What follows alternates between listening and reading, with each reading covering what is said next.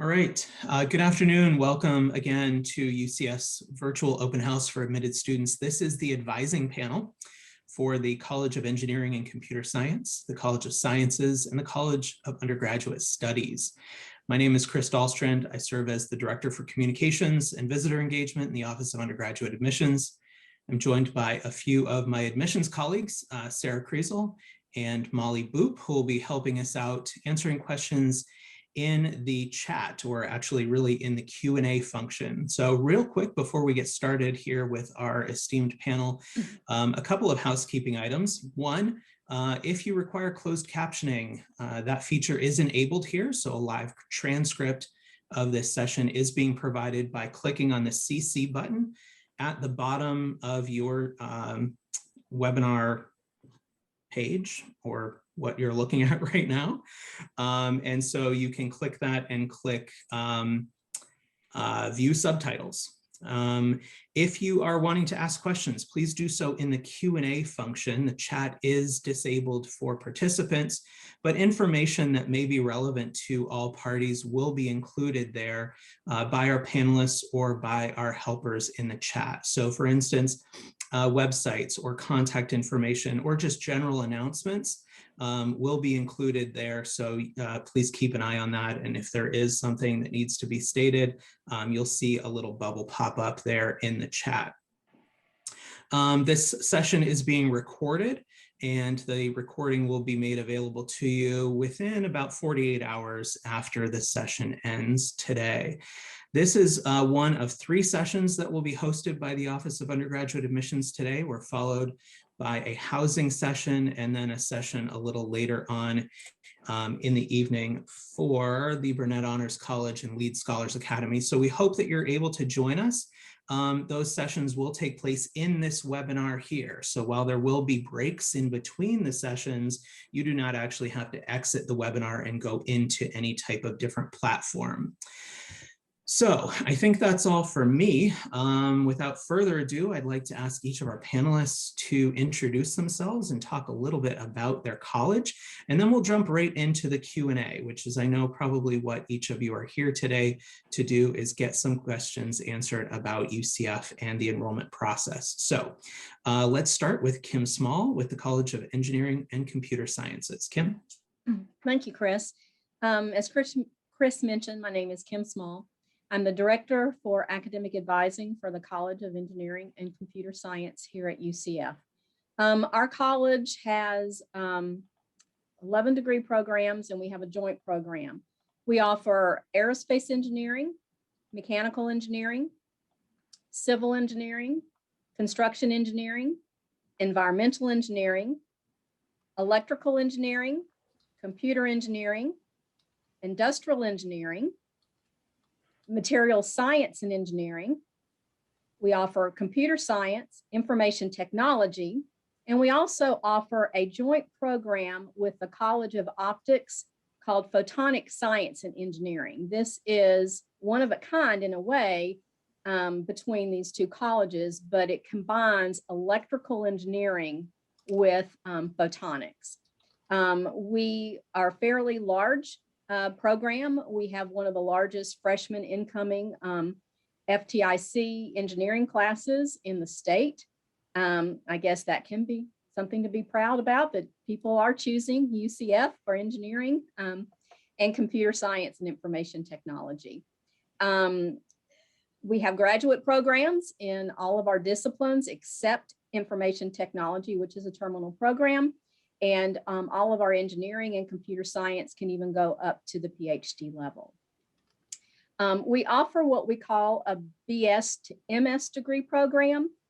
This is for the student that knows that they want to go directly into graduate work upon completion of their bachelor's program. And so you apply to the program in your junior year.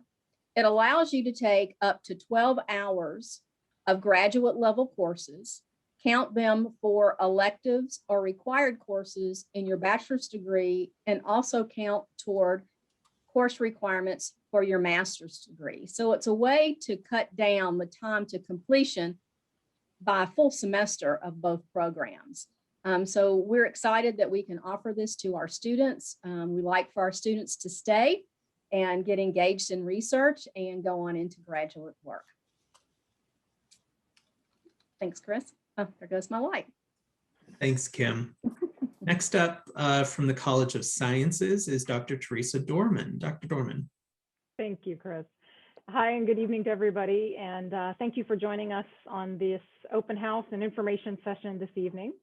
My name is, again, Teresa Dorman. I'm an Associate Dean in the College of Sciences. I oversee our undergraduate academic and student affairs area.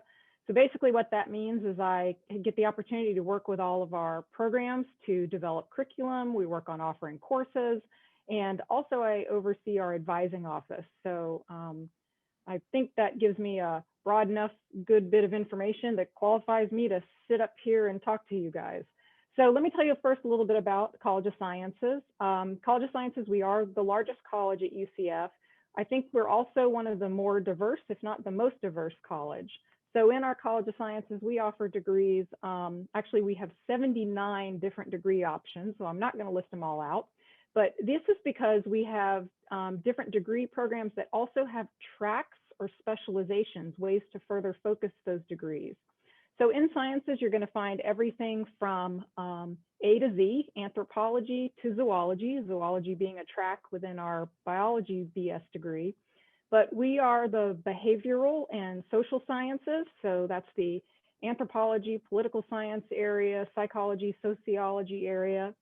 We are the physical and life sciences. So that's chemistry, biology, forensic sciences, and physics.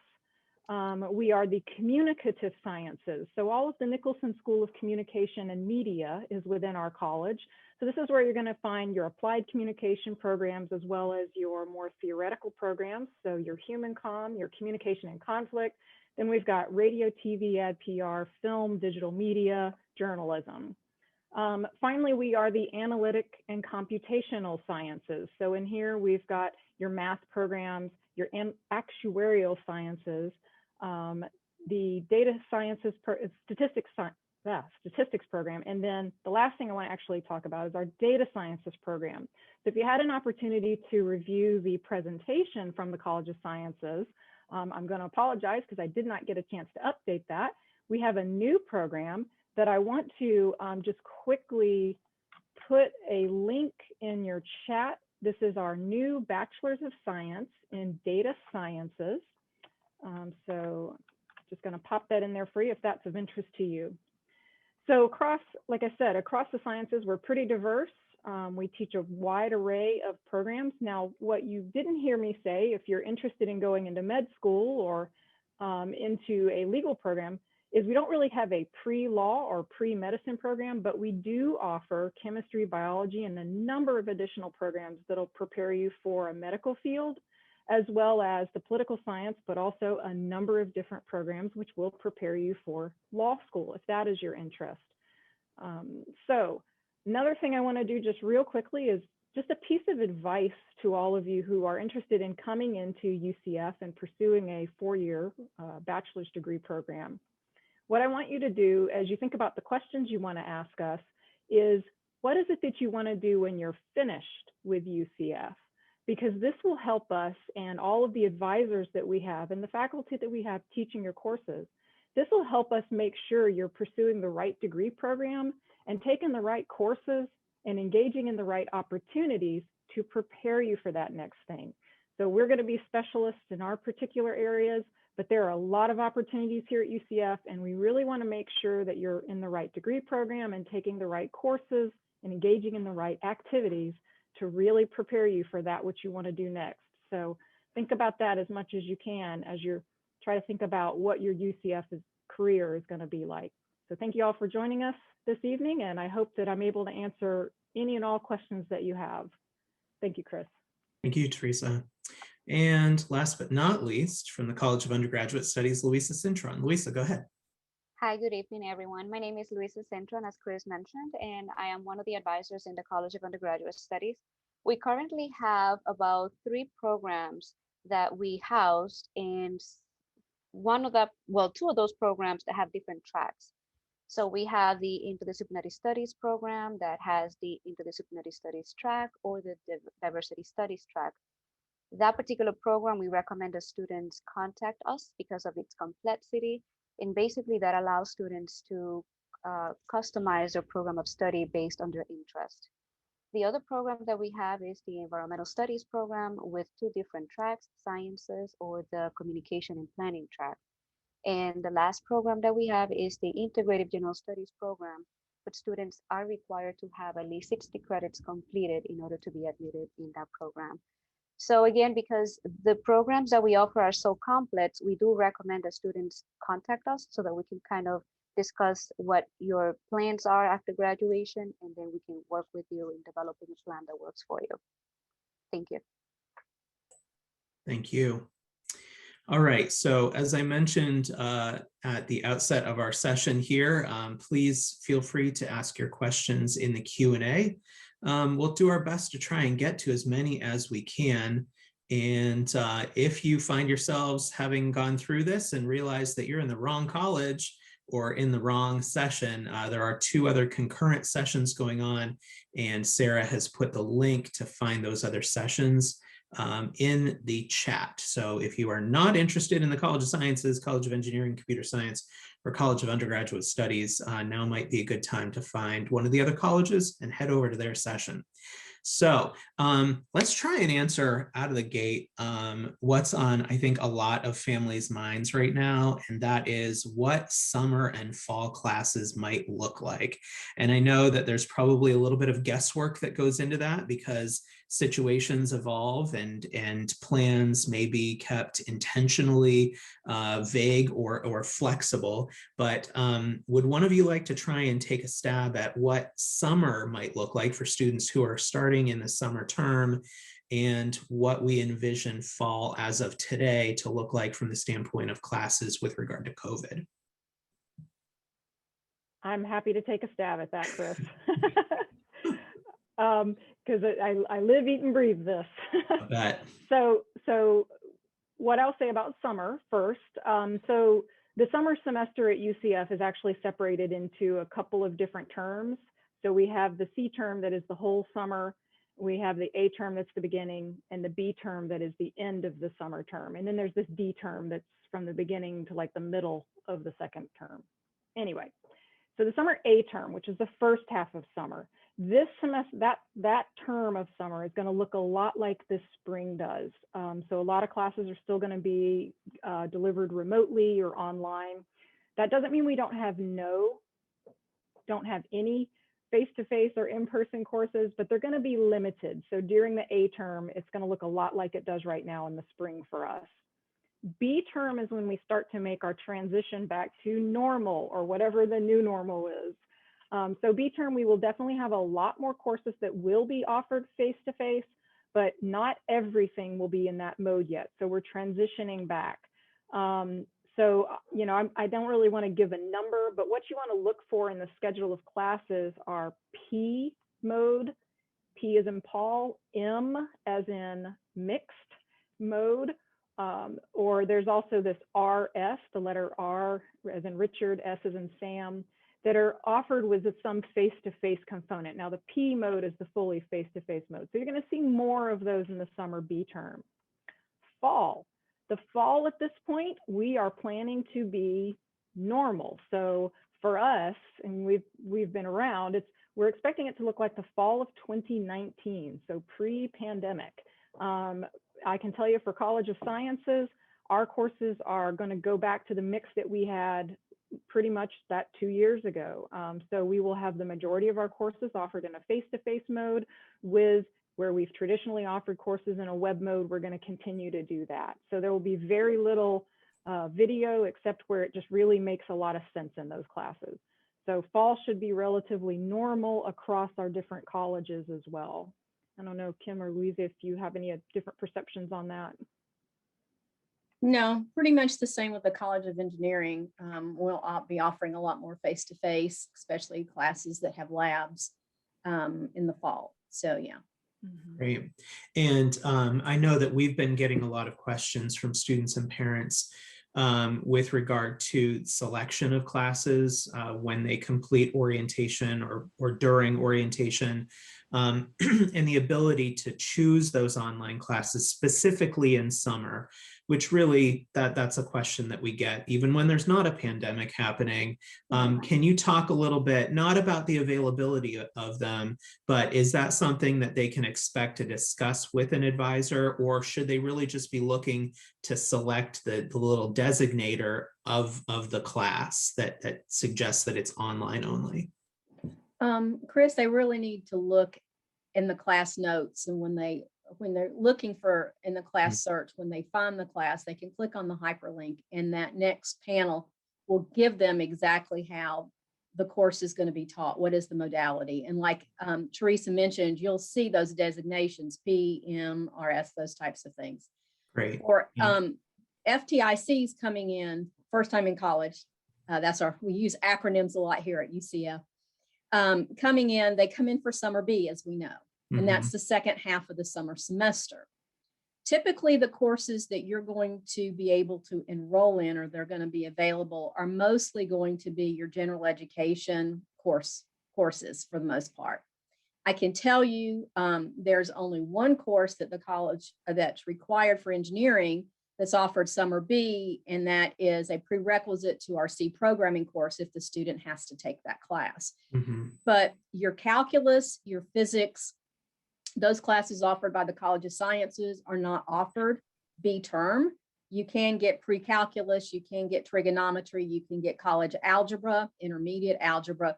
But when you get into the more advanced math, calculus 1 and beyond, you'll have to wait until fall semester to be able to register for one of those courses. And I'm speaking to my engineering and computer science students because math is very important, and you need to be in math your first semester if possible. And if you're Calc 1 ready, that would be in the fall. Okay. Louisa, I have a question for you about maybe some examples. So of interdisciplinary programs that might exist at the university. I mean, the nature of interdisciplinary is that, you know, it crosses disciplines, and, you know, some people liken it to almost and correct me if I'm wrong here, maybe like a build your own major. You can take areas of interest and put them together in a way that of course makes sense and has, you know, career outcomes on the back end. But could you give us some maybe examples of interdisciplinary programs that are maybe popular right now, just so that students can get an idea of what exists and what's out there? Sure. First of all, we have about 7,000 different combinations of majors. So we do have a lot of popular combinations that students do. But let me give you a little bit of background to what the Interdisciplinary Studies program entails. Students are required to select from one of the 2 areas of studies, and we have about 13 areas of studies that we have designated in one minor. The idea is that they select a minor in 2 areas that do not overlap in content, but that they work together, that would help the student develop a program that works for them. So a perfect example is students who are planning to go to medical school. I know Dr. Dorman mentioned that they don't have a pre-med program, but a lot of our students select interdisciplinary studies because they're able to select a minor, and I'm going to give you an example, a minor in health sciences, an area of study in life and biomedical sciences, where they'll be taking their biology courses, anatomy and physiology, and microbiology, as well as an area of study in physical sciences, where they'll take their chemistry, physics, orgo, and biochem. And that is one out of, again, the 7,000 different examples that we have of different majors that students are able to pursue with interdisciplinary studies. I hope that helps. My mouse is being a little squirrely right now. I couldn't get it to hit the unmute button. So yes, it does. Thank you very much. Bear with us, everyone. This is, it's fun doing these things, but oftentimes a little frustrating. So I wondered if one of you might be able to touch a little bit on the advising component of orientation. A lot of, especially high school students, are used to and accustomed to having a guidance counselor or a career advisor or someone in the school to go to for help with choosing classes and just kind of getting acclimated in everyday types of questions that come up. Can one of you address kind of the advising apparatus that exists at UCF? How are those relationships formed? And what really is the purpose of an academic advisor in your college? Beginning with orientation, the students meet the college advisors at orientation. So they'll work with a college advisor for schedule planning, registration assistance during that time. And that pretty much is across all of the colleges during orientation. It is a short period of time, understand that you really only have a day for academic programs during orientation. So there's only so much that you can do in a short period of time. All of the college advising offices have advising appointments that are available to students. Right now, the majority of those, I believe, I'm probably speaking pretty much for both of the other colleges here, are done through Zoom appointments. Now, as we go back to a new normal, I'm sure that will, we'll still be doing some by Zoom, but I would imagine we'll be moving to some face-to-face, just depending on where we are with the guidance from our administration related to COVID protocols. And every college has their own sort of system of making those appointments and those types of things. So I can't really speak for everybody, but in general, that's what we're here for. Advising is critical because we help you with all different types of things. Not only do we help you put together your path to graduation, your plan, we're also a resource for directing you to campus resources, depending on whatever your situation is, maybe who you need to see. We can't answer questions in everything, so we may need to refer you to the Office of Financial Assistance or the Registrar's Office or the Office of Academic Services. We have a lot of offices here on campus that are devoted to helping students be successful and helping them navigate the university through their time here. So it's very important that you connect with your advisor every semester. And while you may think, oh, well, I can follow what says in the catalog, or I can follow the curriculum information that's been given out to me, sure you can. We know you're intelligent enough to do that. But there's these little nuances of things that you don't know the answers to. And that's why you see an advisor. You want to make sure that the courses that you anticipate being offered in a semester are going to be offered, because you cannot assume that every class that you're going to need for your degree program is offered every semester, because they're not. So there's little things like that that are important. And for you as a student to make sure that you are moving forward during your time here. There'll be some other educational opportunities that you may want to take part in.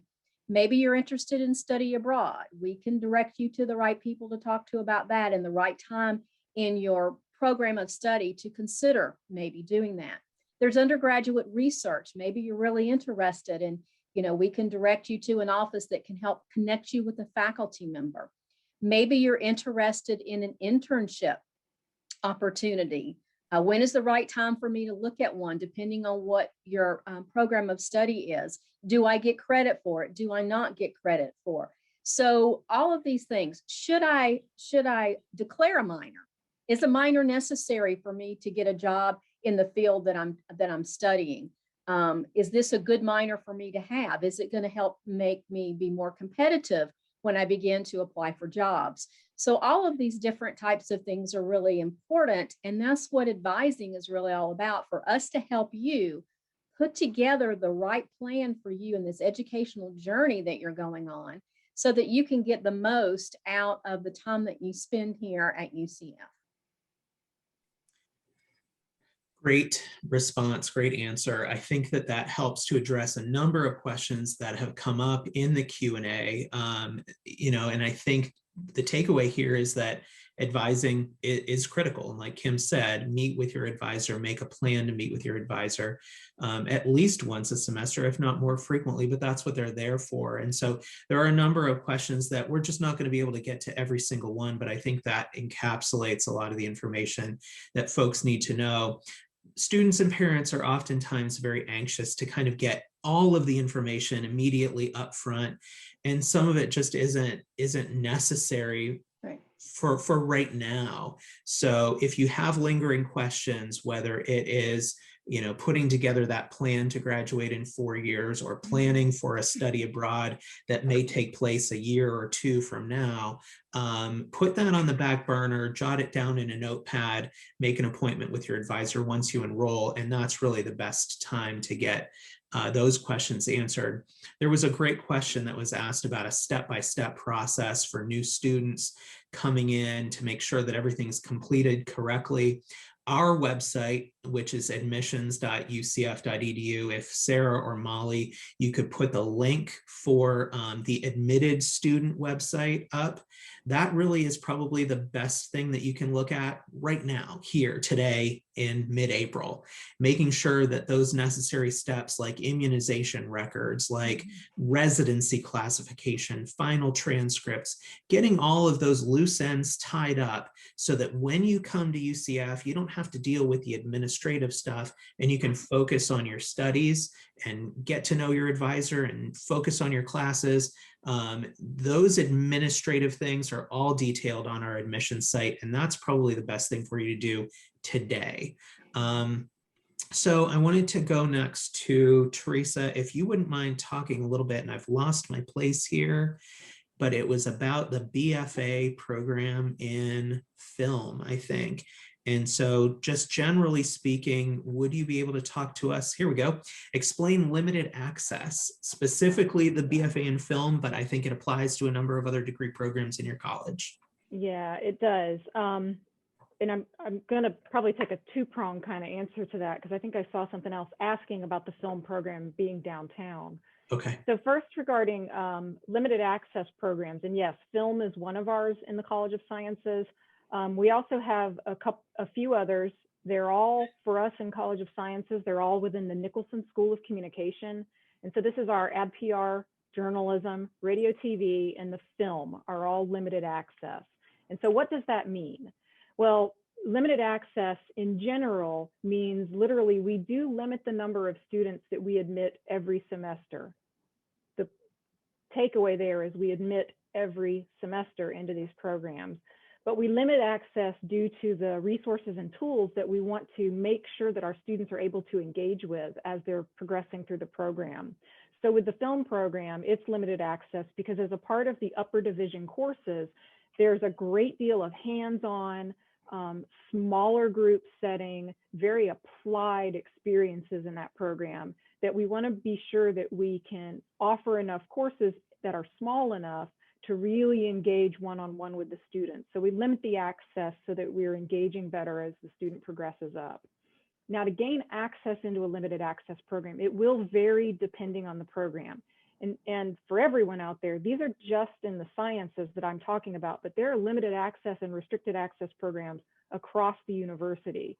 So in general, if you are interested in a limited access program, first, today when you're admitted, your major is going to be film pending. So there's going to be that pending word after the major.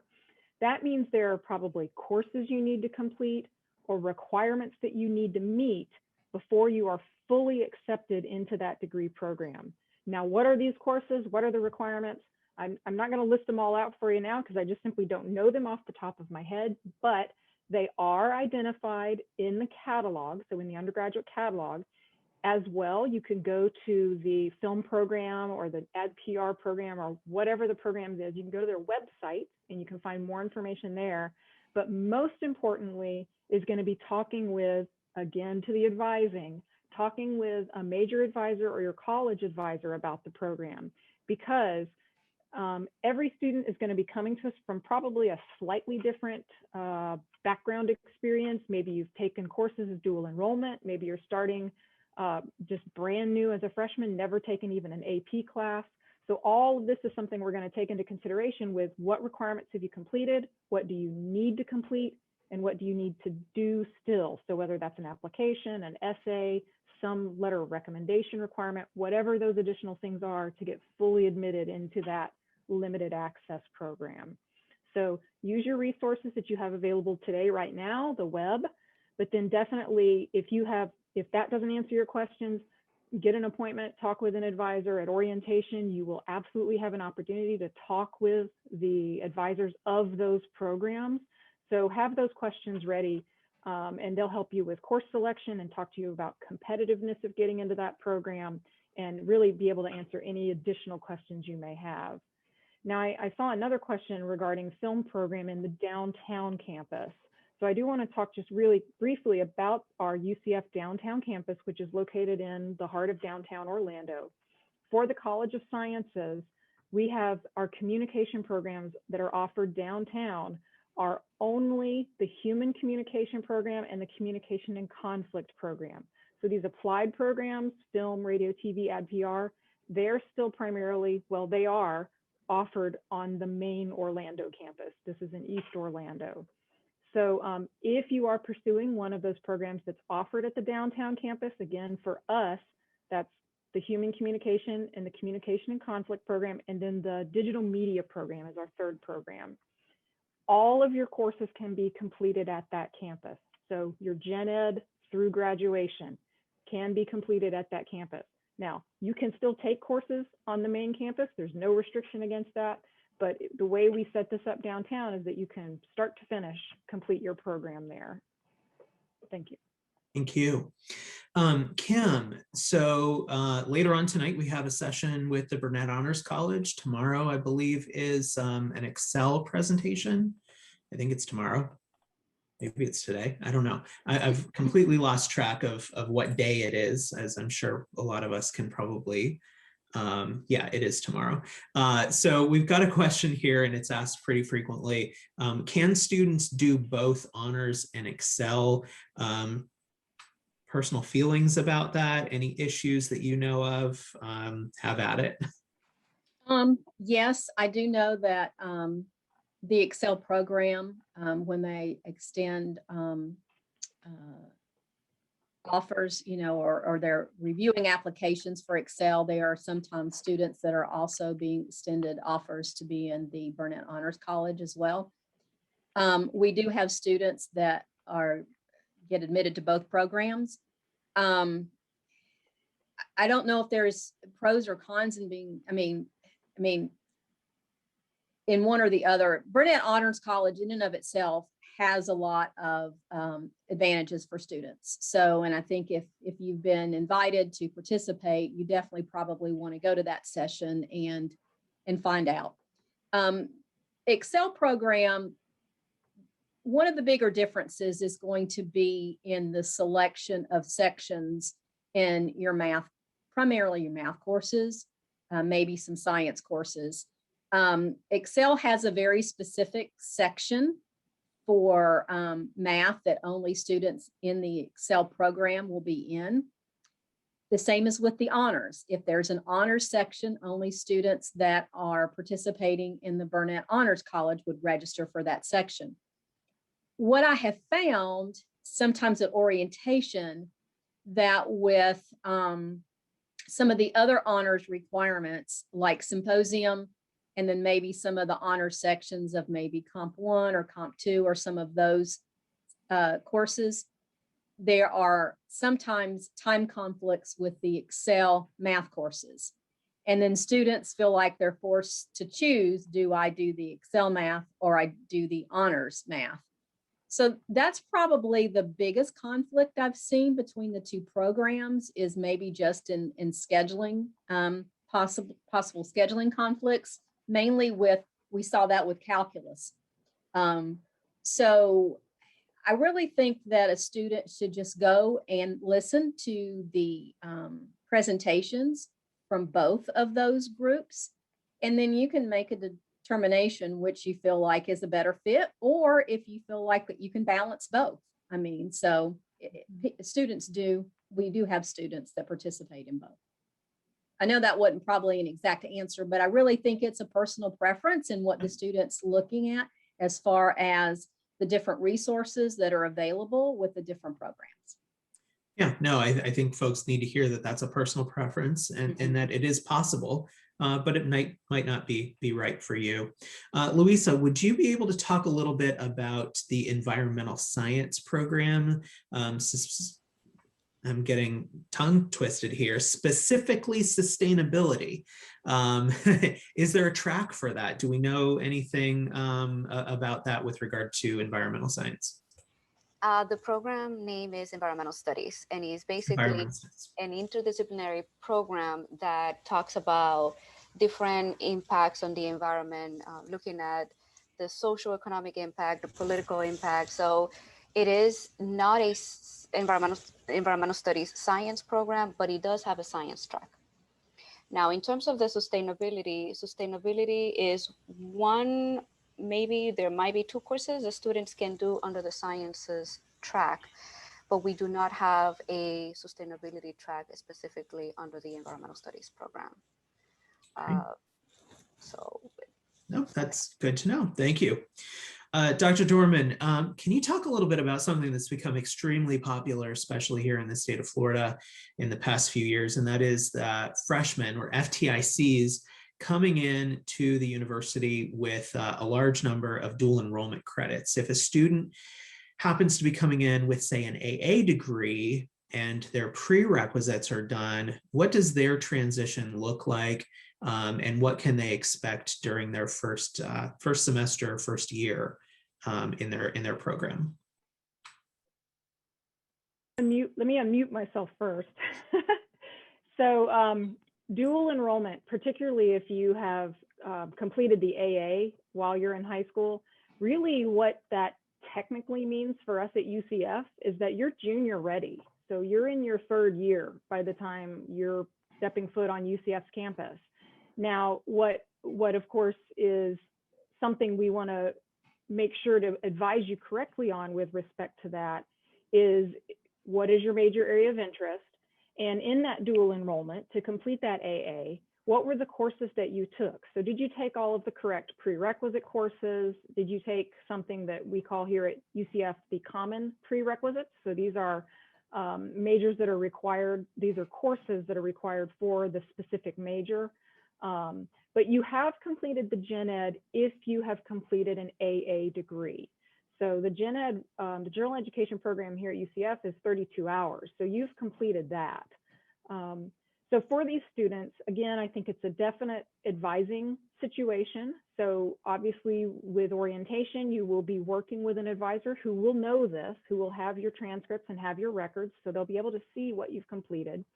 But we're going to be looking to try to get you enrolled into more advanced level courses if in fact you've taken all the prerequisite requirements, or of course, if there are things we need to backfill, if there are prerequisite requirements that you need to still complete, we're going to point you towards those. But really what we hope is that you've been able to get some good advising while you've been dual enrolled, maybe with your high school counselor, toward the particular degree that you're interested in. And of course, you hopefully had access to all the courses that give you those prereq requirements. So it's kind of a it depends situation, and it really depends on the individual student and what they've completed. As a little kind of side note on this, I've been asked similar questions with respect to AP credit and students who have completed AP credit and where can they start at UCF. So there is a whole section within the undergraduate catalog, and I'm certain that undergraduate admissions has information about this as well, about what your placement test score means with respect to actually completing courses here at UCF. And yes, you will get credit towards UCF. So for students going into any of our programs, AP courses run the gamut of the Gen Ed and into the natural and physical sciences, the mathematics, and preparation for various degrees in our college, math and physics, and I know as well within engineering. But that's another way to kind of step ahead.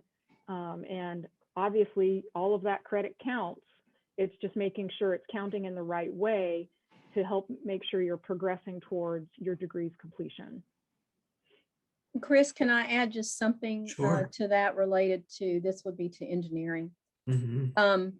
Well, Teresa's correct. If you get an AA, you've considered having completed 2 years of college. However, coming in junior standing doesn't mean you're a junior in the major, depending on what your program of study is, what courses you've taken, and what is the prerequisite structure of your curriculum. I see this a lot at orientation. Parents think because their student finished the AA degree, they're going to come and they're going to finish an engineering degree in 2 years. I can promise you that's not going to happen unless you've done a pre-articulated engineering AA and you're already through differential equations. So, you know, for the student who may have an AA degree and they're starting in Calculus 1 as their first math course because they had pre-calc, trig, and those as part of their AA, the prerequisite structure of the curriculum for engineering is still 4 years. So you need to understand that just because you come in with 60 hours doesn't necessarily mean, depending on the degree program, that you're going to finish in 2 years when you get here. So I just want to make sure that everybody has the correct expectation of, you know, the time to degree completion, even with dual enrollment credit, because sometimes it's misleading. Mhm. Like, you know, if you're, you know, a major that's not necessarily STEM, you might be able to do that if you took the common program prerequisites and they didn't require a lot of upper, you know, several courses to get to that. But just for engineering students, I just want to set the right expectation depending on what you come in with. Yeah, that's really, really important for folks to understand that there is a sequence and, you know, first things first, as my grandmother used to say. Um, would Kim, either you or Teresa like to talk about some of the BS, MS options? Are there any accelerated programs or anything that can be combined for students who might be thinking about grad school later on, where they can start to work on that during their undergrad and have some of that count? Or I think you know what I'm talking about, if those exist. They do in our college, but you still have to qualify. I mean, it's not accelerated. You don't go all the way through. You still have to get your bachelor's degree conferred before you're accepted to the master's degree. The only thing that I'll say to that is the transfer of coursework. And that is at UCF. I'm not speaking for schools outside of UCF that you're thinking about going and getting a master's degree at. This is within this institution. And for our college, if you're accepted to the BS to MS, you're allowed to transfer up to 12 hours of graduate level coursework that counts toward your undergrad requirements toward that master's degree. The acceleration part is it usually decreases the time to completing both by a full semester. With that being said, the student still has to apply. They still have to be accepted to the master's program. It's not a guaranteed acceptance. All it is, it just qualifies you to transfer really an extra 3 hours, because typically you can only transfer 9.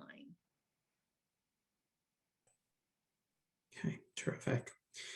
Kim, while we're talking to you, I know the answer to this question, but I've seen it come up a number of times, and that is relating to computer selection. What should students be doing? I know it's the, like, you know, it's the penultimate graduation gift, right? So if folks are looking to obtain a new computer before they come to college, how might they find the right fit for them based on what their degree program might be? Well, you know, it's hard to tell you to get a PC or a Mac. Everybody has a preference on what works best for them or what they're used to. Yeah. And what I can tell you is that on the website for we used to call it a computer store. We don't call that anymore. The technology center. Commons, or yes, yeah, right. They do have recommendations on there, and they do have it for engineering. They used to. I think they still do for engineering students. We actually provide a document in the orientation web course that has computer recommendations on there that we get directly from their website. So it's the same information. It's nothing that's, that we've come up with. Most students, a lot of students want their own laptop or PC or whatever it is, whatever they're getting. A lot of these days we're using laptops instead of, or all-in-ones maybe or whatever. But the computer software for the different computer applications that you use in engineering coursework, we have here on campus. So you do have access to computers that have SolidWorks, MATLAB, MathCAD, some of these other types of software applications, depending on what your study is. So it's not like you have to have one. Sometimes students want one, and a lot of these software applications, they can download a free trial. Sorry, my light is one of those sensors, and I'm short, so I don't always trip it off sitting behind my desk. So, they like to have their own, they like to download the free trial for the semester to use it or whatever. So again, like I said, I would just direct them to looking, it tells you like how much RAM you need to have and those types of specifications. You can tell I'm not a computer science person, but that's important. I know when you're doing certain types of, and you're running certain software applications on your system. So I would recommend they go there. Great. Yeah, thank you. Excuse me. There have been a few questions about co-ops and internships. Would anyone like to take a stab at just a very broad overview of what they entail, when typically a traditional FTIC student might be looking to take those, and any other information that you might feel is relevant to share at this point? And I could take a stab at that to start. Okay. So with internships or cooperatives or co-op experiences, these are opportunities that I think we primarily encourage students to think about pursuing during their third or fourth year, so during their junior or senior year. And the reason, and that doesn't mean you can't do this earlier, but the reason is we want you to have some foundational knowledge in your discipline area. So sciences, we have very broad discipline, but we really encourage these sorts of activities in all of them. But say you are in the sociology program and you really want to do an internship. Well, what I would recommend is, get your basic sociology done, take a couple of those advanced level courses, because with these more kind of work-oriented experiences, I'm going to go back to something I said at the very beginning of this presentation, which is, what do you want to do next? And so hopefully through these courses, you've really reinforced your interest in your disciplinary area. You're taking courses that are, giving you new theoretical perspectives, thinking about how you can really apply this knowledge. And so then you would be looking for these internship opportunities or cooperative experiences, which are basically working in tandem, very similar to internship experiences.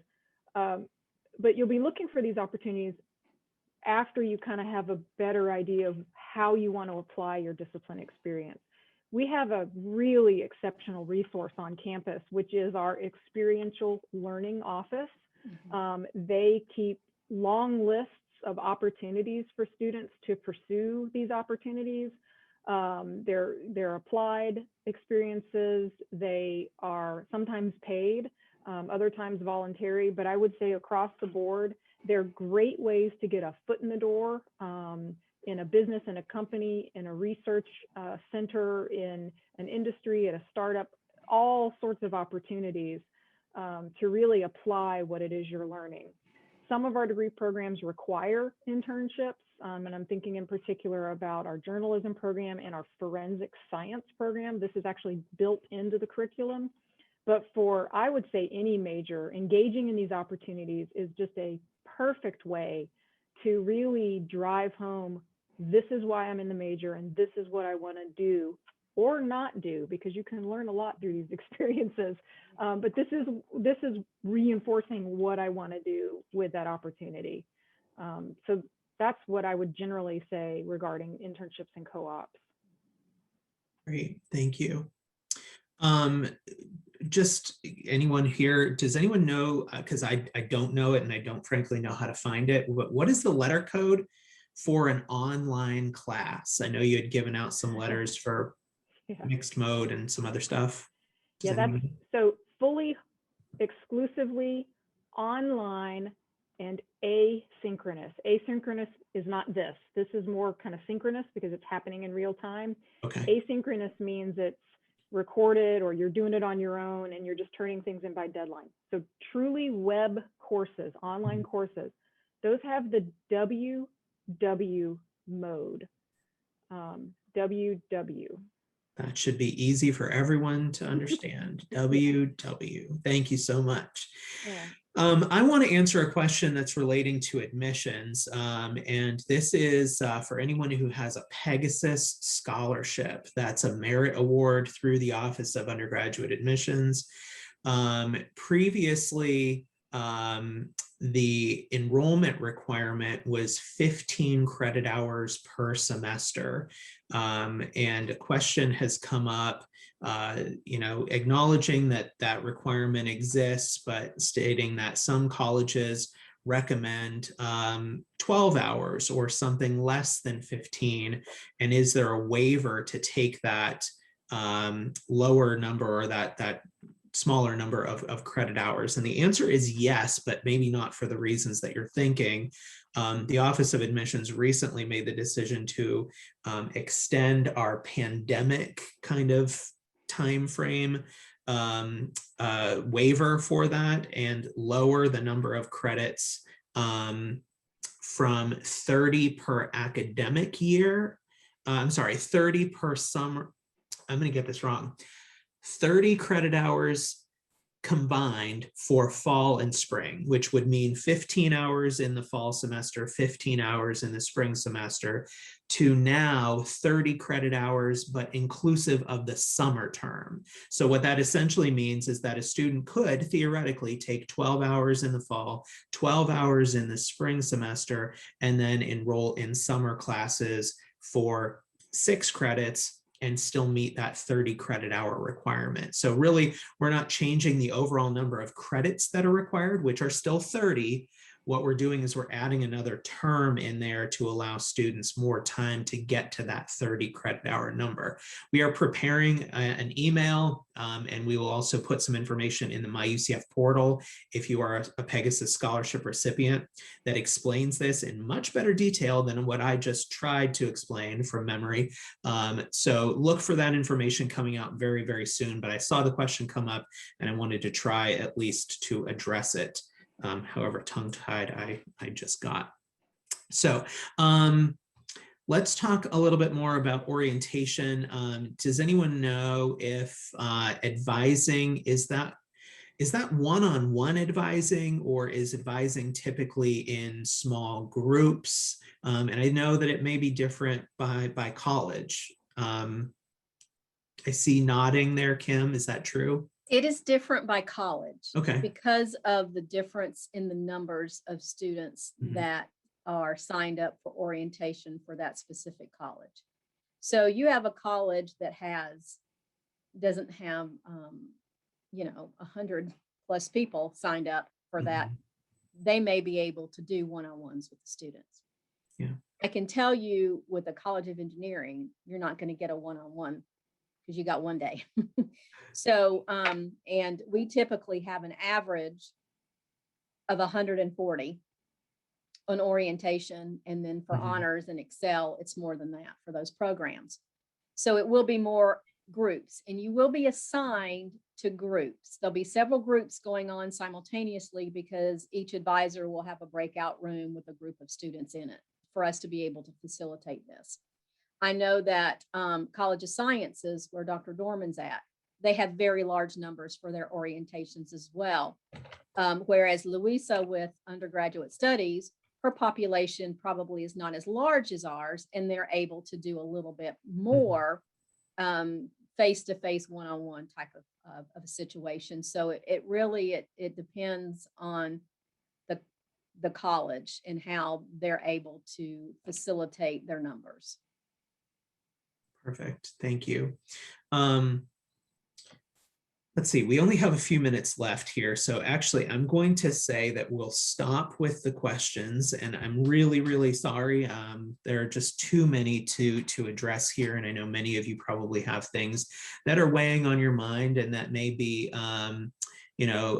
preventing you from making a decision about whether to enroll here or not. You need some more information. So I want to give everyone an opportunity to just provide some closing thoughts and tell us how we might be able to get in touch with you or your offices for some of these lingering questions, not necessarily about like my specific advising case, but just generally speaking about majors or things that might be helpful to students as they're weighing where to enroll.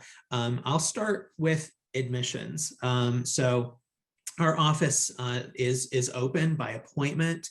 If you're in the Orlando area, you can still come and meet face-to-face with a representative of our office Monday through Friday. I think there are 15 maybe appointments throughout the day, and you can make an appointment on our website. I'll ask Sarah to maybe that link in the chat here. It's our visit website. We also have virtual appointments where you will have an opportunity still to meet one-on-one with someone, but it'll be through a computer like we're talking to you now. Our social media channels are monitored for direct messages. So if you'd like to ask a question there, we can get back to you. We also obviously have phone lines and email. The email account that I would direct you to, just for the purposes of kind of bypassing the very, very high volume admissions email account, is going to be uaevents@ucf.edu. And that is the actual event management website for the type of program that we have right now. And me, along with my team, will be monitoring that. And we're going to expedite trying to get information to you through that email account. So that's how to get in touch with us for questions relating to enrollment deposits, merit scholarships. I did see a number of questions in there relating to what I just talked about. You can ask those questions of us. And then if there are ways that students and parents can get in touch with you, Louisa, how would folks get in touch with undergraduate studies? Sure, they can contact us via email at is.ucf.edu, and I'll type in the link on the chat.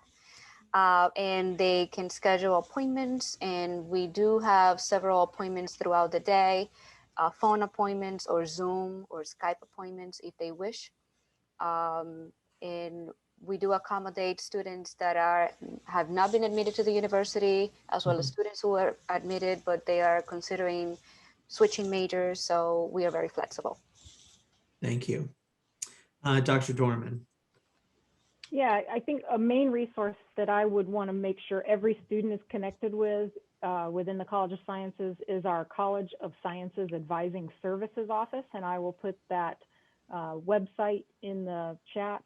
This is a great place to start if you have a question about anything and just kind of don't know where to go.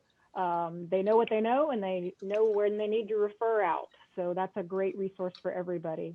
I also do want to just make sure that all of our College of Sciences interested majors know you're going to have an advisor, a professional advisor within your major department.